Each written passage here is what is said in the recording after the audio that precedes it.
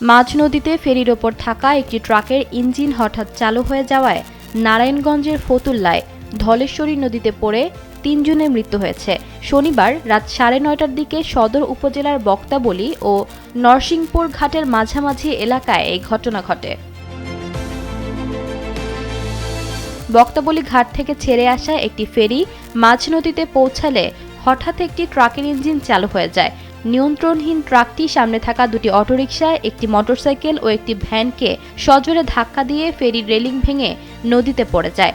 আহত ব্যক্তিরা হলেন সিঙ্গাপুর প্রবাসী মাসুদ রানা, মোটরসাইকেল আরোহী মোহাম্মদ রফিক ও ভ্যান চালক মোহাম্মদ স্বাধীন। রফিককে গুরুতর আহত অবস্থায় হাসপাতালে নেওয়া হলে সেখানেই তার মৃত্যু হয়।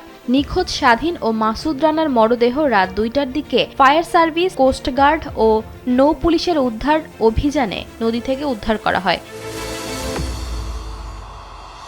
কিভাবে পার্কিং করা অবস্থায় একটি ট্রাক চালু হলো এবং এর পেছনে চালকের গাফিলতি ছিল কিনা তা খতিয়ে দেখছে পুলিশ।